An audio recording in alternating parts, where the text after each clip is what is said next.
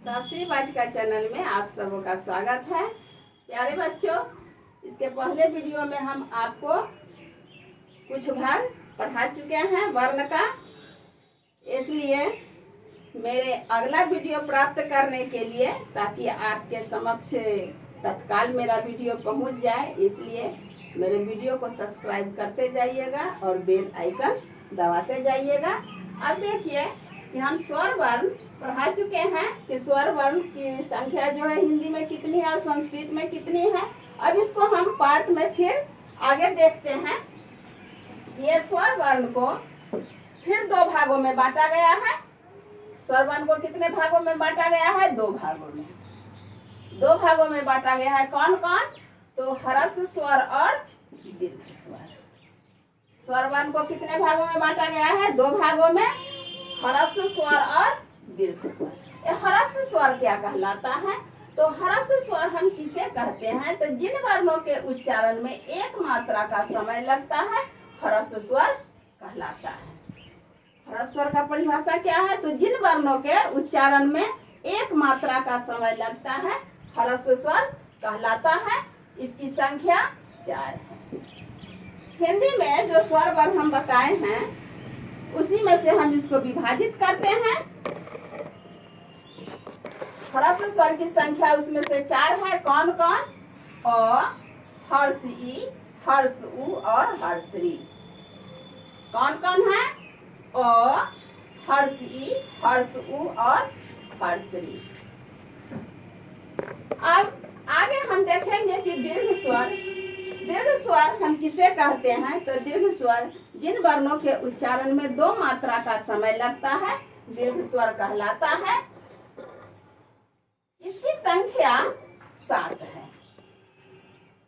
हिंदी में जो स्वर वर्ण हम बताए हैं 11, उसी में से हम ये 4 ह्रस्व स्वर में निकाल लिए और बाकी 7 बचा।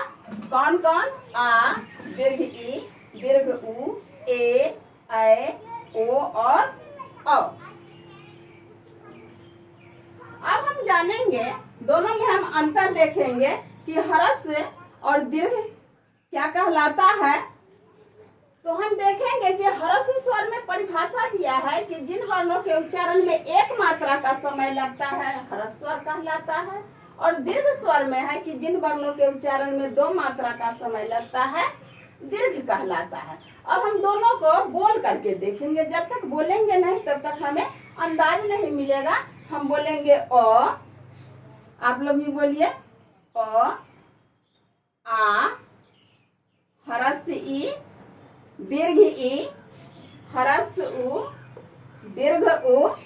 अब इसमें हम क्या पाते हैं कि अ और आ, जब हम अ बोलते हैं और फिर आ बोलते हैं, तो अ बोलने में हमको कम समय लगता है, कम शक्ति लगती है। वही आ बोलने में हमें दुगना समय लग रहा है और हमें शक्ति भी अधिक लग रही है। हम बार बार इसको बोल करके अंदाज करेंगे। अ, आ, हर्ष ई, दीर्घ ई, हर्ष उ, दीर्घ उ, ए, ऐ, ओ, औ। इसमें अधिक समय लगा और शक्ति भी अधिक लगी। इस प्रकार से हम अब जान गए कि ह्रस्व की संख्या और दीर्घ की संख्या क्या कहलाती है। ये ह्रस्व की संख्या और दीर्घ की संख्या हमें इतनी जो लिखने में अशुद्धियां होती है, यही ज्ञान नहीं रहने के कारण कि ह्रस्व की मात्रा क्या कहलाती है और दीर्घ की मात्रा क्या कहलाती है। जैसे हम कुछ शब्द लिख करके आपको बता रहे हैं, देखिए।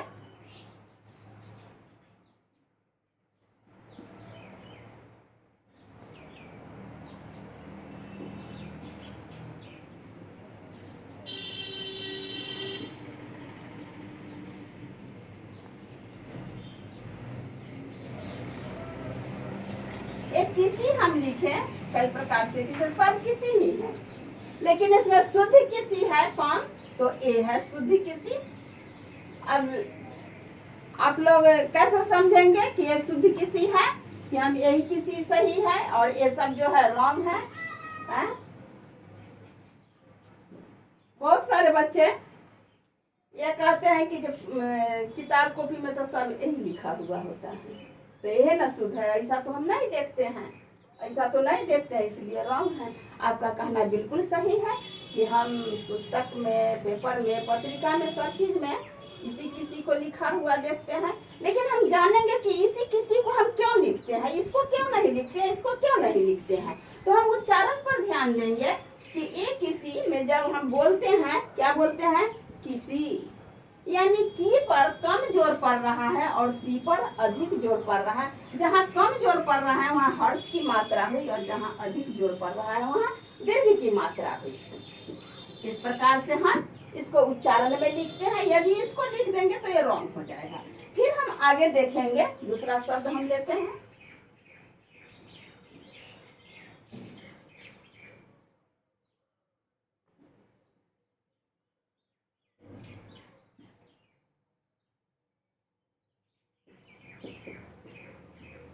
आभूषण।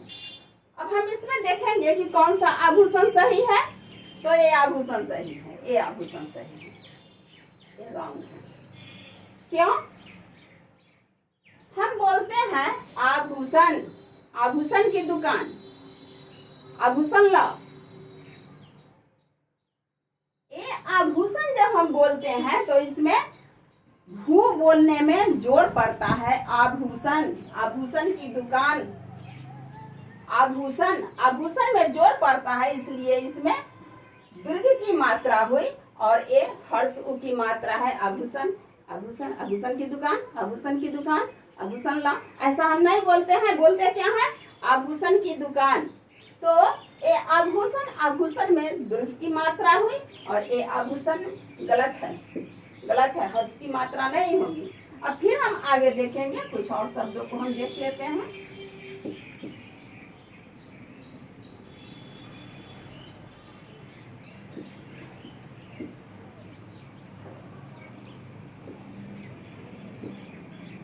कबूतर, कौन सा कबूतर सही है बोलो जी? ये रॉन्ग है, ये कबूतर सही है, ये कबूतर सही है, इसको हम गलत मानते हैं, ये गलत है, ये कबूतर सही है। क्योंकि हम बोलते हैं कबूतर उड़ रहा है, कबूतर को हमने देखा है, हम कबूतर पालते हैं, इसलिए कबूतर, कबूतर जैसे ही हम बोलते हैं उसमें जोर पड़ रहा है, इसलिए इसमें दीर्घ की मात्रा हुई। और ये कबूतर, कबूतर, कबूतर, कबूतर को हमने देखा है, कबूतर हम पालते हैं, तो ये कबूतर का उच्चारण हम नहीं करते हैं, एक कबूतर हुआ और एक कबूतर हुआ। हम बोलते हैं कबूतर को हमने देखा है, कबूतर उड़ रहा था, ये नहीं बोलते हैं कबूतर उड़ रहा था, कबूतर उड़ रहा था, कबूतर को हमने देखे हैं, इसलिए ये रॉन्ग है। हर्ष की मात्रा नहीं होगी, जब होगी तो दीर्घ की मात्रा होगी। इस प्रकार से हम हर्ष और दीर्घ की मात्रा का प्रयोग करते हैं।